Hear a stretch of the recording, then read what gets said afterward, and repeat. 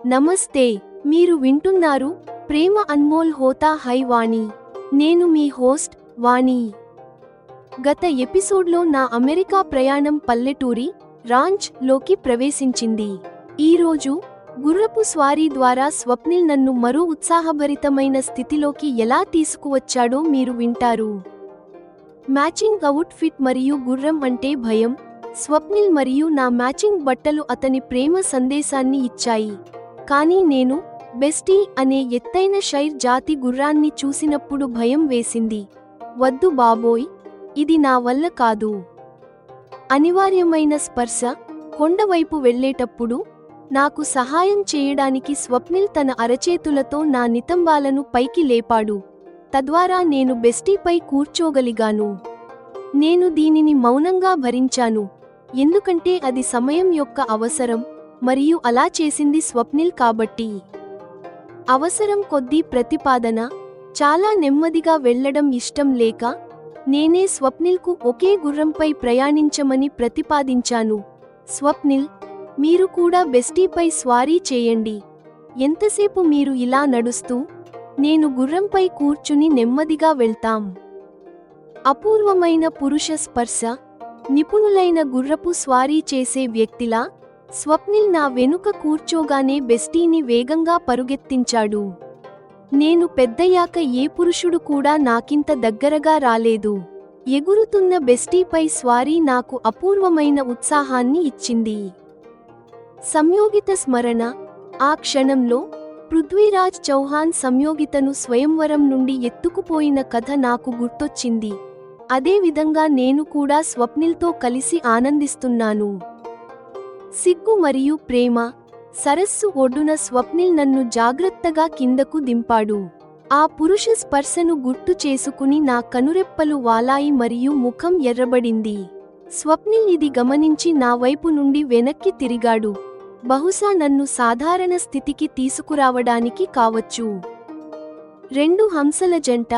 సరస్సు దగ్గర అందమైన పక్షులను చూసి స్వప్నిల్ వచ్చే జన్మలో పక్షిగా పుట్టాలని కోరుకున్నాడు. నేను, అతను మరియు నేను, మేము ఇద్దరం హంసల జంటగా కనిపిస్తున్నాము అని ఊహించుకున్నాను. స్వప్నిల్ చేసిన ఈ మౌన ప్రయత్నం నా పెళ్లి చేసుకోకూడదనే నిర్ణయాన్ని మార్చడంలో విజయం సాధిస్తుందా? గుర్రపు స్వారీ సాహసం. ప్రేమ యొక్క మొదటి స్పర్శ మరియు జీవితకాల బంధం యొక్క ఊహ.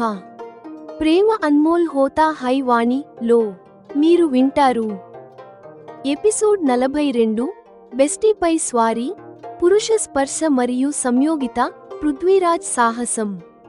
స్వప్నిల్ నన్ను ప్రేమిస్తున్నాడని మరియు వివాహం చేసుకోవాలనుకుంటున్నాడని రాసీల్ నాకు ముందే చెప్పింది. ఒకవేళ రాసీల్ నాకు చెప్పకపోయినా, స్వప్నిల్ నాతో మ్యాచింగ్ అవుట్ ఫిట్ వేసుకోవడం చూస్తే నాకు ఈ విషయానికి అర్థం కావడానికి ఎక్కువ సమయం పట్టేది కాదు. మేము సిద్ధంగా ఉండటం చూసి పమేలా గేట్ తెరిచి లోపలికి వెళ్ళింది. తర్వాత ఆమె 2 గుర్రాల కళ్ళెం పట్టుకుని బయటకు వచ్చింది. ఇది చూసి స్వప్నిల్ నా వైపు అనుమానంగా చూశాడు. వాణి, నీకు ఈ గుర్రంపై స్వారీ చేయగలననే నమ్మకం ఉందా అని అతను తన సందేహాన్ని వ్యక్తపరిచాడు. నేను ఆ 2 గుర్రాల వైపు చూశాను. వాటి ఎత్తు చూసి నాకు భయం వేసింది. ఖచ్చితంగా వీటిని నియంత్రించడం నా వల్ల కాదు. వద్దు బాబోయ్, ఇది నా వల్ల కాదు అని నేను నా అసక్తతను చెప్పాను. అప్పుడు నవ్వుతూ స్వప్నిల్ పమేలా చేతి నుండి ఒక గుర్రం కళ్ళెం మాత్రమే తీసుకున్నాడు. పమేలాకు విషయానికి అర్థమైంది. ఆమె మరో గుర్రాన్ని తీసుకుని వెనక్కి వెళ్ళిపోయింది. ఈ ముద్దుల గుర్రం పేరు బెస్టీ. ఇది షైర్ జాతికి చెందినది. ఈ జాతి గుర్రాలు చాలా శక్తివంతమైనవి, ఎత్తైనవి మరియు బరువైనవి. బెస్టీ ప్రశాంతంగా ఉన్నా చాలా బలంగా ఉంటుంది. ఇది చాలా వేగంగా పరుగెత్తుతుంది అని చెబుతూ స్వప్నిల్ దాని నుదుటిపై ముద్దు పెట్టుకున్నాడు. స్వప్నిల్ బెస్టీ వీపును నిమిరాడు. బెస్టీ స్వప్నిల్ ప్రేమకు సమాధానంగా తల ఊపింది. ముందు మన రాంచ్లో ఒక రౌండ్ వేద్దాం, తర్వాత అటు కొండపై నుండి వెళ్తూ సరస్సు దగ్గరకు వెళ్దాం అని స్వప్నిల్ తన ప్లాన్ చెప్పాడు. నడుస్తూ రాంచ్ను చుట్టి వస్తున్నప్పుడు స్వప్నిల్ బెస్టీ కళ్ళెం తన చేతిలో పట్టుకున్నాడు. అది బాగా శిక్షణ పొందిన గుర్రం. ఒక విధేయుడిలా మా వెనుకే నడిచి వచ్చింది. స్వప్నిల్ అక్కడి పంటలు, పండ్లు మరియు పూల గురించి నాకు వివరించాడు. ఇప్పుడు కొండవైపు వెళ్దాం. నీకు ఎత్తుగా ఉన్న ప్రదేశంలో నడవడం కష్టమవుతుంది, కాబట్టి నువ్వు బెస్టీపై కూర్చో. స్వప్నిల్ నా సౌకర్యం గురించి ఆలోచిస్తున్నాడు. నేను ప్రశ్నార్థకమైన చూపుతో అతని వైపు చూశాను. నేను కళ్ళెం పట్టుకుని నీతో పాటే నడుస్తాను అని అతను నా మనసులోని మాటను అర్థం చేసుకున్నాడు. నేను స్వయంగా అంత ఎత్తైన బెస్టీపైకి ఎక్కలేను. నాకు భయంగా ఉంది, కానీ స్వప్నిల్పై నాకు నమ్మకం కలిగింది. అతను నాకు హాని కలిగే ఏ పనిని చేయనివ్వడు. స్వప్నిల్ నన్ను బెస్టీపై కూర్చోవడానికి సహాయం చేశాడు. స్వప్నిల్ తన అరచేతులతో నా నితంబాలను పైకి లేపాడు. నేను బెస్టీపై కూర్చోగానే భయంతో ముందుకి వంగి దాని మెడను గట్టిగా పట్టుకున్నాను. మరెవరైనా ఉంటే లేదా వేరే సమయం అయితే నా నితంబాలను ఇలా తాకడాన్ని నేను సహించేదాన్ని కాదు. ఇది సమయం యొక్క అవసరమే కాకుండా స్వప్నిల్ నాకిచ్చే సహాయాన్ని కూడా నేను అర్థం చేసుకుంటున్నాను. పైగా ఇలా చేసింది స్వప్నిల్ కాబట్టి నాకు అభ్యంతరం లేదు. నేను జారి పడిపోవచ్చు అని భయంగా ఉంది. నేను మౌనంగానే ఉన్నాను. కొంచెం దూరం వెళ్ళాక నా భయం పోయింది. బెస్టీ నిజంగా చాలా మంచిది. ఇప్పుడు నాకు గుర్రపు స్వారీ నచ్చుతోంది. చుట్టూ ఉన్న ప్రకృతి దృశ్యం చాలా మనోహరంగా ఉంది. ఇలా వెళ్తే స్వప్నిల్ అలసిపోతాడు మరియు ఇంత నెమ్మదిగా వెళ్లడం వల్ల సమయం కూడా వృధా అవుతుంది అని నాకు అనిపించింది. దీనికి పరిష్కారం ఏమిటి? నేను ఒంటరిగా స్వారీ చేయలేను. మేము 2 వేర్వేరు గుర్రాలపై వెళ్లడం సాధ్యం కాదు. ఇలాంటప్పుడు ఒకరు నడుస్తూ ఒకరు బెస్టీపై వెళ్లడం వల్ల సమస్య తీరదు. స్వప్నిల్, బెస్టీ ఇద్దరు వ్యక్తుల బరువును మోయగలదా అని నా మనసులోని మాటను స్వప్నిల్ను అడిగాను. ఎందుకు మోయలేదు? దీని బరువే 1000 కిలోలు. ఇద్దరు వ్యక్తుల బరువు ఎంత ఉంటుంది? మహా అయితే 150 కిలోలు. అంత బరువు దీనికి ఏమీ అనిపించదు అని స్వప్నిల్ లెక్కలు వేసి చెప్పాడు. స్వప్నిల్ కావాలనే ఇలాంటివి ప్లాన్ చేస్తున్నాడా అని నా మనసులో సందేహం కలిగింది. అతను నన్ను సర్ఫింగ్ కోసం ఉత్సాహపరిచాడు. నేను అతనితో ఒకే బోర్డుపై సర్ఫింగ్ చేస్తున్నప్పుడు సముద్రంలో పడిపోయాను. అప్పుడు స్వప్నిల్ నన్ను కాపాడే ప్రయత్నంలో హత్తుకున్నాడు. ఇప్పుడు ఈ రోజు అతను నన్ను హార్స్ రైడింగ్ కోసం ఉత్సాహపరిచాడు. దీనివల్ల అతనికి అవకాశం దొరికింది. అతను నాతో ఒకే గుర్రంపై కూర్చోగలడు.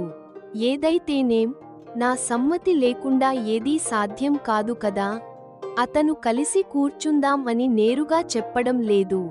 నేను చెప్పకపోతే బహుశా అతను అలా చేయకపోవచ్చు. నేనే అడగాల్సిన పరిస్థితి వచ్చింది. రాంచ్ యజమాని అయిన స్వప్నిల్ నా కోసం నడుస్తూ రావడం, నేను అతని గుర్రంపై వెళ్లడం నాకు వింతగా ఉంది. ఇది మర్యాద కంటే అన్యాయం అనిపించింది. స్వప్నిల్, మీరు కూడా బెస్టీపై స్వారీ చేయండి. ఎంతసేపు మీరు ఇలా నడుస్తూ నేను గుర్రంపై వెళ్తాం. దీనివల్ల సమయం వృధా అవుతుంది అని నేను పరిష్కారం చెప్పాను. వాణి, అలా చేయడం సరైనదేనా? మనం ఒకే గుర్రంపై ఉంటే చాలా దగ్గరగా ఉండాల్సి వస్తుంది కదా. స్వప్నిల్ వెంటనే ఒప్పుకోలేదు. బెస్టీపై కలిసి స్వారీ చేయడం వల్ల కలిగే పరిణామాల గురించి అతను చెప్పడమే కాకుండా నన్నే ఒప్పించేలా చేశాడు. సరైనదా కాదా అన్నది నాకు తెలియదు, కానీ యజమాని నడుస్తూ రావడం నాకు అసలు బాలేదు. రండి, మీరు కూడా బెస్టీపై కూర్చోండి అని నేనే కోరాను. స్వప్నిల్ నా ఆజ్ఞను పాటిస్తున్నట్లుగా నటించాడు. వాణి, నువ్వు ముందుకి వంగి బెస్టీ మెడను గట్టిగా పట్టుకో అని అతను పద్ధతి చెప్పాడు. నేను అలా చేయగానే అతను బెస్టీని అదిలించాడు. దానితో బెస్టీ పరుగెత్తడం మొదలుపెట్టింది. స్వప్నిల్ ఒక నిపుణుడిలా వేగంగా వచ్చి బెస్టీపైకి ఎక్కాడు. అతను నా వెనుక కూర్చున్నాడు. నేను పెద్దయ్యాక ఏ పురుషుడు కూడా నాకింత దగ్గరగా రాలేదు. భూమి ఒడిలో బెస్టీ వేగంగా పరుగెడుతోంది. అది పరుగెత్తుతున్నప్పుడు స్వప్నిల్ మరియు నేను దాని వీపుపై నుండి గాలిలోకి లేస్తూ మళ్లీ కూర్చుంటున్నాము. ఆ మొమెంటం వల్ల మేము పడిపోకుండా బెస్టీతో పాటే ముందుకు వెళ్తున్నాము. తన గుర్రం, నాట్య, రంభ పై కూర్చోబెట్టుకుని పృథ్వీరాజ్ చౌహాన్ సంయోగితను ఎలా తీసుకువెళ్లారో ఆ కథా దృశ్యం నాకు గుర్తొచ్చింది. నా జీవితంలో గుర్రపు స్వారీ వల్ల కలిగే ఈ అపూర్వమైన ఉత్సాహం చాలా బాగుంది. స్వప్నిల్ ద్వారా పురుష స్పర్శ వల్ల కలిగే సుఖదమైన అనుభూతి కూడా మొదటిసారి కలిగింది. నేను పెళ్లి చేసుకోకూడదు అనుకున్నాను. అందుకే నేను దేన్నైతే తప్పు అనుకున్నానో అది ఇప్పుడు నాకు తప్పుగా అనిపించలేదు. స్వప్నిల్ తోడు నాకు ఎంతో ఆనందాన్ని ఇస్తోంది. అరగంటలోనే మేము దాదాపు 8 కిలోమీటర్లు ప్రయాణించాము. మేము సరస్సు దగ్గరకు చేరుకున్నాము. సరస్సు చుట్టూ కొండలు, పొలాలు మరియు అడవి ఉన్నాయి. సరస్సు ఒడ్డున స్వప్నిల్ గుర్రం దిగాడు. అతను అడిగినట్లు నేను అతని వైపు వంగాను. అతను నన్ను ఒక చిన్న పసిపిల్లలాగా కిందకు దింపాడు. గుర్రపు స్వారీ సమయంలో జరిగిన విషయాలను గుర్తు చేసుకుంటే నా కనురెప్పలు వాలాయి. సిగ్గువల్ల నా ముఖం ఎర్రబడింది. స్వప్నిల్ అది గమనించి నా వైపు నుండి వెనక్కి తిరిగాడు. గుర్రపు స్వారీ గురించి మాట్లాడకుండా, వాణి నీకు ఈ సరస్సు ఎలా అనిపిస్తోంది అని అడిగాడు. స్వప్నిల్ నన్ను చూడటం లేదు అని అర్థం చేసుకుని నేను సాధారణ స్థితికి వచ్చాను. చుట్టూ ఉన్న అందాలను చూశాను. వావ్, ఇది ఎంత మనోహరమైన ప్రదేశం! ఈ సరస్సు నీరు ఎంత స్వచ్ఛంగా ఉందో! ఆకాశం రంగు నీటిలో ప్రతిబింబిస్తోంది. అక్కడ పక్షులు కూడా ఎంత అందంగా ఉన్నాయో అని నేను ఆ ప్రకృతి సౌందర్యానికి ముగ్ధురాలిని అయ్యాను. నాకు ఇలాంటి ప్రశాంతమైన ప్రదేశాలు అంటే చాలా ఇష్టం. ఈ పక్షులను చూడు. వచ్చే జన్మలో నేను కూడా ఇలాంటి పక్షిలా పుట్టాలని కోరుకుంటున్నాను అని స్వప్నిల్ ఎంతో ఆనందంగా అన్నాడు. స్వప్నిల్ పక్షిగా పుట్టాలని కోరుకున్నాడు కాని నా ఊహల్లో మాత్రం అతను మరియు నేను ఒక జంట హంసల్లాగా కనిపించాము. జెమిని విశ్లేషణ మరియు ప్రదర్శన సూచనలు. ప్రియమైన శ్రోతలారా, ఎపిసోడ్ 42 ఒక సాహసోపేతమైన మరియు భావోద్వేగపూరితమైన ప్రయాణం. ఇది కేవలం ఒక సాహస కృత్యం మాత్రమే కాదు, వాణి తన మనసులోని సంకోచాన్ని వదిలి స్వప్నిల్కు దగ్గరవడాన్ని చూపిస్తుంది. ఎపిసోడ్ 42 యొక్క శక్తివంతమైన అంశాలు. స్పర్శలో మార్పు. స్వప్నిల్ వాణిని గుర్రంపై కూర్చోబెట్టడం వారి మధ్య ఉన్న గాఢమైన నమ్మకాన్ని చూపిస్తుంది. ప్రేమ వ్యక్తీకరణ. వాణి తన భావాలను చూసి తనే ఆశ్చర్యపోవడం, స్వప్నిల్ తోడు ఆమెకు ఎంతో ఆనందాన్ని ఇస్తోందని గుర్తించడం గొప్ప మలుపు. Romantic climax. పృథ్వీరాజ్ చౌహాన్ మరియు సంయోగిత ప్రస్తావన ఈ సన్నివేశానికి ఒక గొప్పతనాన్ని ఇచ్చింది.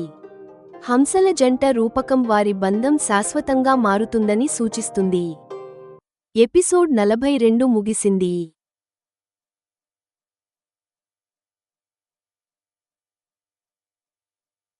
ఎపిసోడ్ 43. నమస్తే, మీరు వింటున్నారు ప్రేమ అన్మోల్ హోతా హై వాణి. నేను మీ హోస్ట్ వాణి. గత ఎపిసోడ్లో గుర్రపు స్వారీ చేస్తున్నప్పుడు స్వప్నిల్ మరియు నా మధ్య సాన్నిహిత్యం పెరిగింది.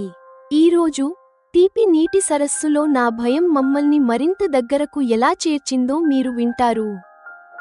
ఫిర్యాదు లేదా కోరిక. సరస్సు ఒడ్డున కూర్చుని నాకు పదే పదే స్వప్నిల్తో చేసిన స్వారీ గుర్తుకు వస్తోంది. నేను నా కోరికను ఫిర్యాదులా వ్యక్తం చేశాను. అయ్యో, నాకు గుర్రపు స్వారీ వచ్చి ఉంటే ఈరోజు నేను బెస్టీపై ఒంటరిగా స్వారీ చేసేదాన్ని. Double class. నా సమాధానం కోసం వేచి చూడకుండానే స్వప్నిల్ మరుసటి రోజు నుండి సర్ఫింగ్ మరియు హార్స్ రైడింగ్ రెండింటికీ క్లాసులు ఏర్పాటు చేశాడు. రాసీల్ ఏమనుకుంటుందో అనే నా ఆందోళనను కూడా అతను పట్టించుకోలేదు. స్నానం చేయాలనే కోరిక. స్వప్నిల్ సరస్సులో మునక వేయడానికి వెళ్లాడు. నా మనసులో కూడా ఆ కోరిక ఉంది. నేను నా అసహాయతను వ్యక్తం చేసినప్పుడు, నేను బట్టలు తీసుకురాలేదు, ఏం చేయాలి అని అడిగితే, స్వప్నిల్ తన బ్యాగ్ నుండి బట్టలు, టవల్ మరియు హాఫ్ ప్యాంట్ తీసి నా కోసం పూర్తి ఏర్పాట్లు చేసి ఉంచాడు. అర్ధ పారదర్శక సిగ్గు. సరస్సులో మునిగిన తర్వాత నా టీషర్ట్ తడిసి అర్ధ పారదర్శకంగా మారి శరీరానికి అతుక్కుపోయింది. సిగ్గువల్ల నేను వెంటనే స్వప్నిల్ వైపు వెన్ను తిప్పాను. దీనిని స్వప్నిల్ అర్థం చేసుకుని నాకు దూరంగా ఈదుకుంటూ వెళ్లాడు. పాము భయం. అప్పుడే నీటిలో ఏదో చప్పుడు వినిపించింది. విపరీతమైన భయంతో నా నోటి నుండి కేక వచ్చింది మరియు నేను వేగంగా ఈదుకుంటూ వచ్చిన స్వప్నిల్ను హత్తుకున్నాను. అంతరించిపోతున్న పాము మరియు జ్ఞానం. అది గార్టర్ స్నేక్ అని స్వప్నిల్ చెప్పాడు. ఇది అంతరించిపోతున్న జాతి మరియు విషపూరితం కాదు. స్వప్నిల్కు పాముల గురించి కూడా మంచి అవగాహన ఉండటం నాకు ఆశ్చర్యం కలిగించింది. ముందుగా అనుకున్న సాన్నిహిత్యం, బట్టలు మార్చుకునేటప్పుడు, స్వప్నిల్ నా తడి బట్టలను కూడా తన పిట్టు బ్యాగ్లోని వాటర్ ప్రూఫ్ సంచిలో పెట్టుకోవడం గమనించాను. నేను అనుకున్నాను, ఇదంతా అతను ముందుగా ప్లాన్ చేసినట్లుగా అనిపిస్తోంది. నా మనసులోని చివరి ద్వంద్వం, సర్ఫింగ్, గుర్రపు స్వారీ మరియు సరస్సు, ఈ 3 చోట్ల అనుకోకుండా నేను స్వప్నిల్ను హత్తుకోవాల్సి వచ్చింది. నేను తెలియకుండానే పదే స్వప్నిల్ను హత్తుకోవాల్సి వస్తోంది. ఇదంతా కేవలం యాదృచ్ఛికమా, లేక స్వప్నిల్ కావాలనే నన్ను దగ్గరకు తీసుకురావడానికి ప్లాన్ చేస్తున్నాడా? మరియు నేను ఈ ముందుగా అనుకున్న ప్రేమవలలో చిక్కుకున్నానా? సిగ్గు, భయం మరియు స్వప్నిల్ పద్ధతి. ప్రేమ అన్మోల్ హోతా హై వాణి లో మీరు వింటారు. ఎపిసోడ్ 43 పాము భయం, హార్స్ రైడింగ్ క్లాస్ మరియు తీపి నీటిలో మొదటి ఆలింగనం.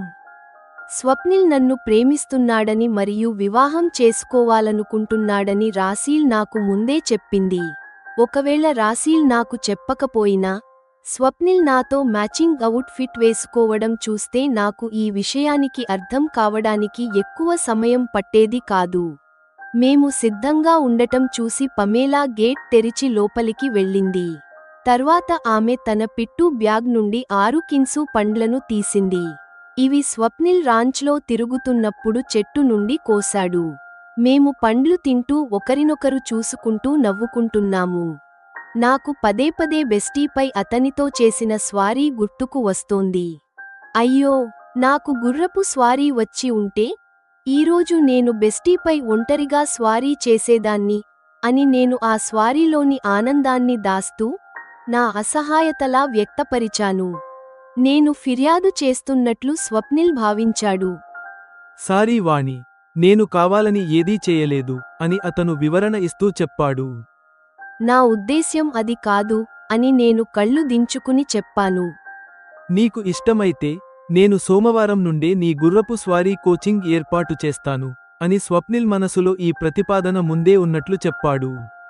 సర్ఫింగ్ మరియు హార్స్ రైడింగ్ రెండూ ఒకేసారి ఎలా సాధ్యం అని నేను నా ఆసక్తిని మరియు కష్టాన్ని రెండింటినీ చెప్పాను. నీ పట్టుదల చూస్తుంటే ఇది సాధ్యమే అనిపిస్తోంది. నువ్వు ఖచ్చితంగా ఉదయం మరియు మధ్యాహ్నం వరుసగా 2 క్లాసులకు వెళ్ళగలవు. దీనికోసం నేను ప్రత్యేకంగా ఏమీ చేయనవసరం లేదు. నీకు ఒక ట్రైనర్ను ఏర్పాటు చేస్తే సరిపోతుంది. నాకు ఒక మంచి ట్రైనర్ తెలుసు అని అతను నన్ను ప్రోత్సహిస్తున్నాడు.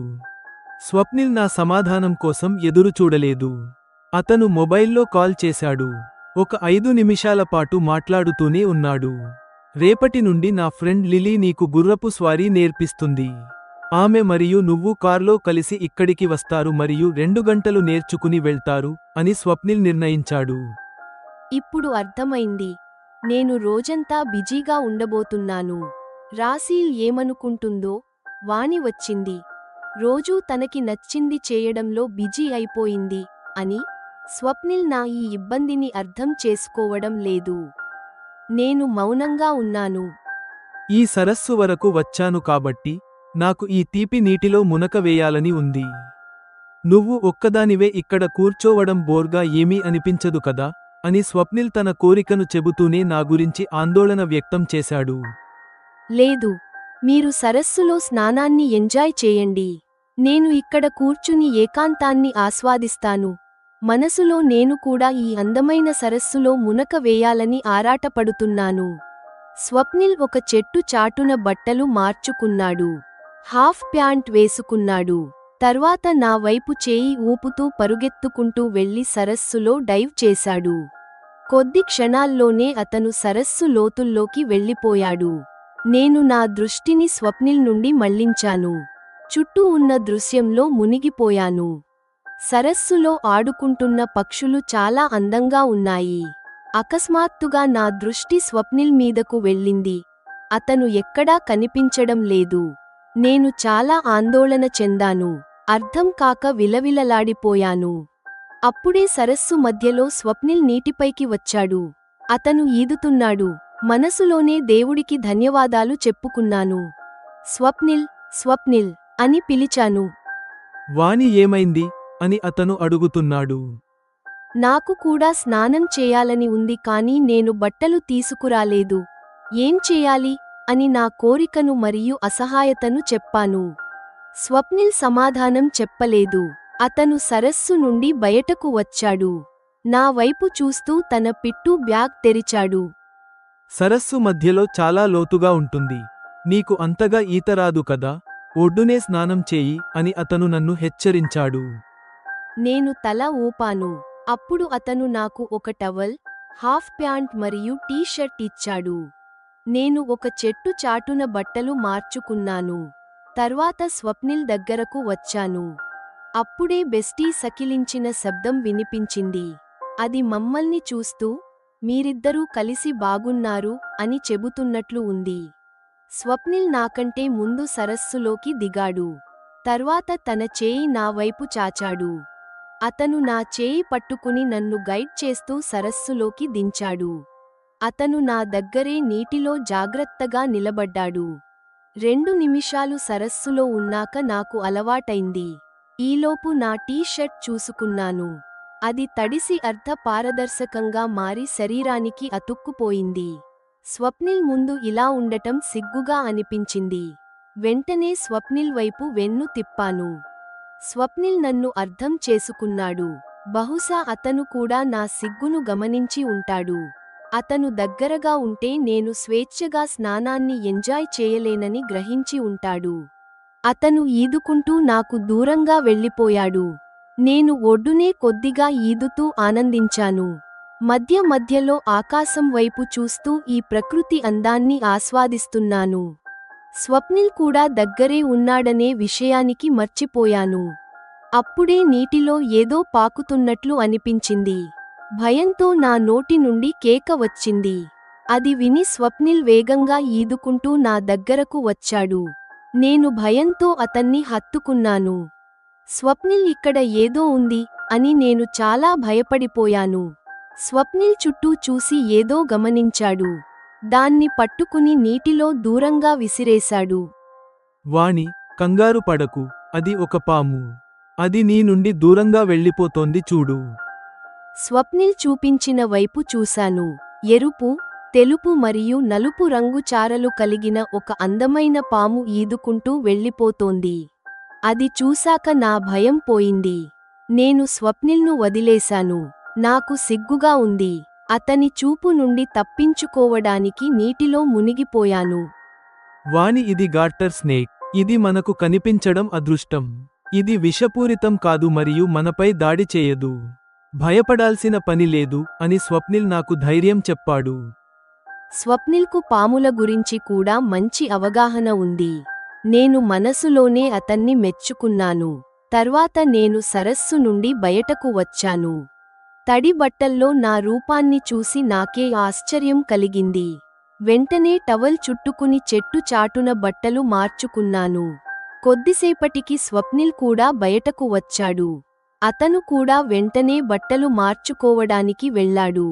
నాలాగే అతను కూడా తనను నేను చూడకూడదని భావిస్తున్నట్లు ఉంది. అతను బట్టలు మార్చుకుని వచ్చాడు. తన తడి బట్టలను వాటర్ ప్రూఫ్ సంచిలో పెట్టి బ్యాగ్లో ఉంచాడు. నా తడి బట్టలను కూడా అందులోనే పెట్టాడు. నేను ఇదంతా గమనిస్తున్నాను. ఇదంతా అతను ముందుగా ప్లాన్ చేసినట్లు అనిపిస్తోంది. లేకపోతే నా కోసం బట్టలు ఎందుకు తెస్తాడు? అతను ముందుగానే అంతా సిద్ధం చేసుకుని వచ్చాడు. అతని పద్ధతి నాకు నచ్చింది. వాణి, ఇక రాంచ్కు తిరిగి వెళ్దామా అని అడుగుతున్నాడు. నేను ఆలోచనల్లో పడ్డాను. స్వప్నిల్తో ఇలాంటి ప్రదేశాలకు ఒంటరిగా వెళ్తే ఇలాంటివి జరుగుతాయని నేను ముందే గ్రహించి ఉండాల్సింది. సర్ఫింగ్, గుర్రపు స్వారీ మరియు ఇక్కడ సరస్సులో అన్ని చోట్లా నేను అతన్ని హత్తుకోవాల్సి వచ్చింది. ఇది కేవలం యాదృచ్ఛికమా లేక ప్లాన్ చేసినదా? జెమిని విశ్లేషణ మరియు ప్రదర్శన సూచనలు.